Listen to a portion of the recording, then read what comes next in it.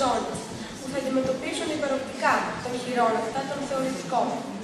Με άλλα λόγια, διαμορφώνει ανθρώπους ανίκανους να δουν τα πράγματα πολύπλευρα και να αναγνωρίσουν τις πολλές μορφές της ανθρώπινης αξίας, τις ποικίλες εκφράσεις της ανθρώπινης προσφοράς. Η παροχή μιας παιδείας ανθρωπιστικής, που θα προτάξει και θα εκπληρώσει τον υποπλαστικό ρόλο, μεταγγίζοντας ηθικές αξίες και ιδεώδη, διαμορφώνει άτομα με ολοκληρωμένη προσωπικότητα και αρχές, ικανά να σεβαστούν τον άνθρωπο και τα δικαιώματά του.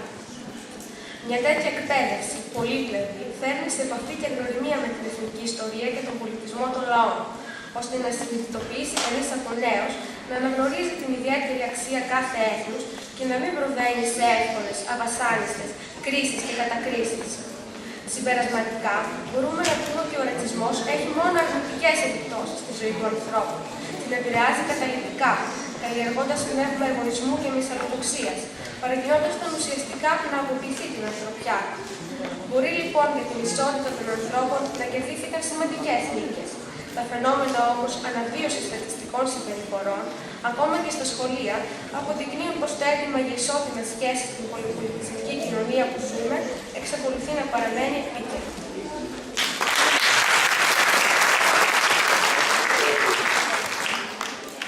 Είσαι ξένος. Νύχτη. Μια ακόμη χειμωνιάτικη ημέρα έφτανε στο τέλος της. Στο σιδηροδρομικό σταθμό της επαρχιακής πόλης δεν υπήρχε πολλής κόσμος.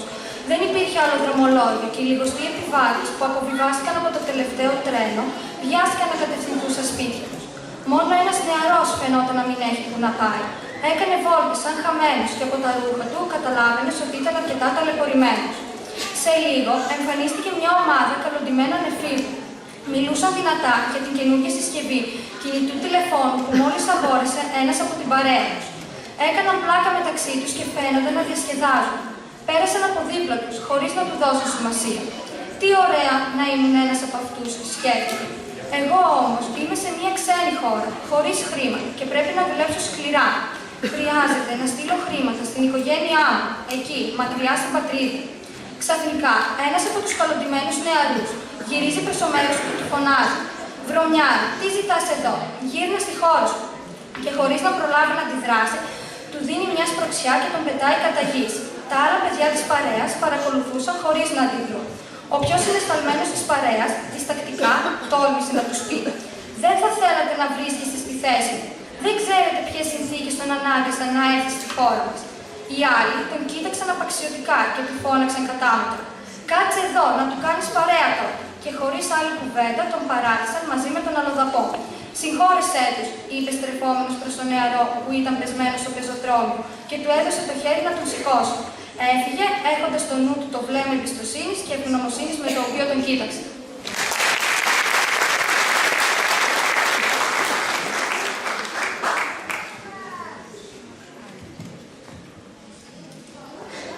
Δεκεμβρίου. Αγαπημένη μου φίλη Ελένη, έλαβα το γράμμα σου και χάρηκα πολύ, γιατί φοβόμουν πως με την αλλαγή της διεύθυνσης μπορούσε και να χαθεί. Ευτυχώς ο ταχυδρόμος είναι ο ίδιος. Το διαμέρισμα που νοικιάσαμε είναι στην ίδια γειτονιά με το παλιό μας σπίτι και έτσι από αυτή την πλευρά δεν υπάρχει πρόβλημα.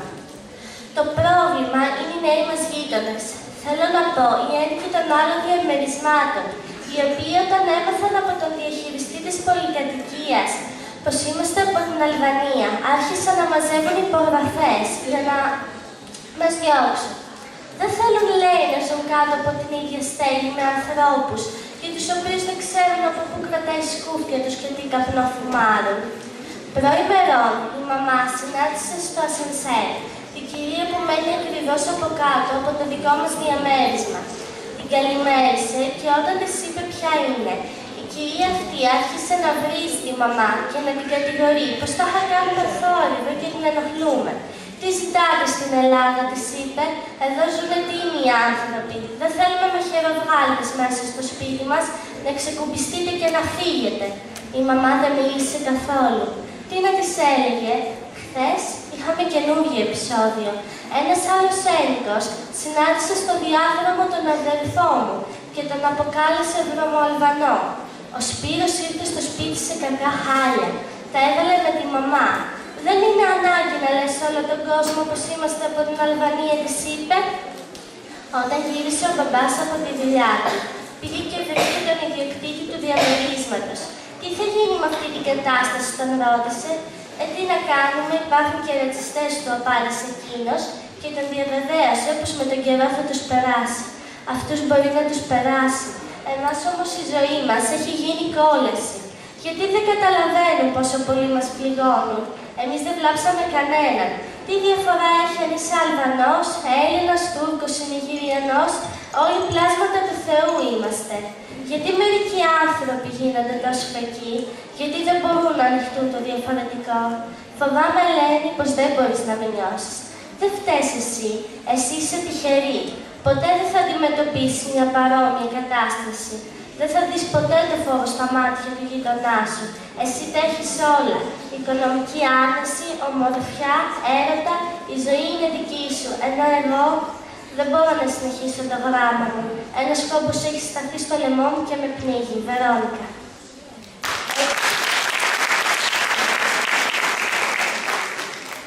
6 Δεκεμβρίου.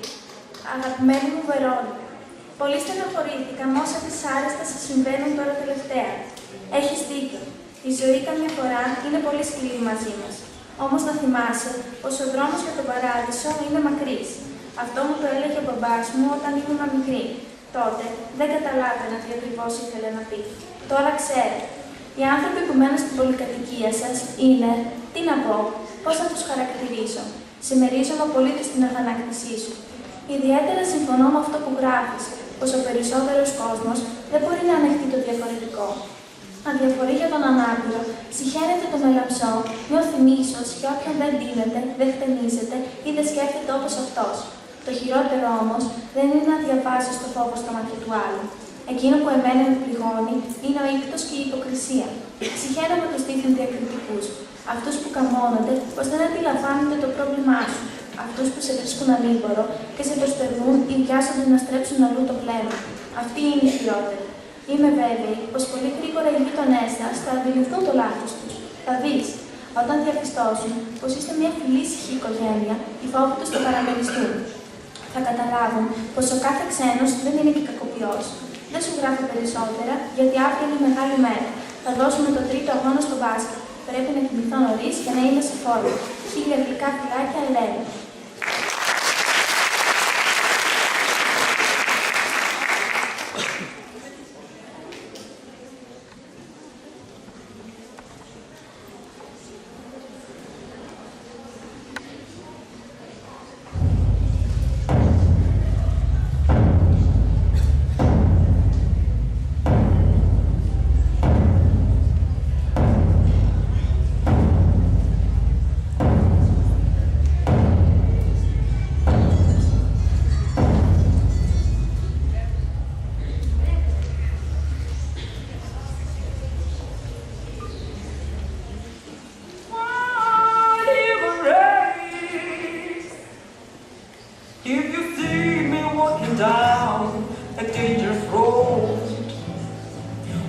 Stop me and say, sister, you're going the wrong way. Or if you see me carry a heavy load, would you stop and say, sister, I'll help you along your way. You are my brother, I do not know where you're from. You are my sister, I don't care where you're from. There's only one race, and that's the human race. White man, black man, whatever, whoa, human race. I wanna leave me without you. Leave me on a dangerous road, just because my color is not the same like yours. Say no to racism, no, no, no. No to racism, no, no, no, no, no. No, no, no, no, no. No to racism, no, no to tribalism. No, no, no.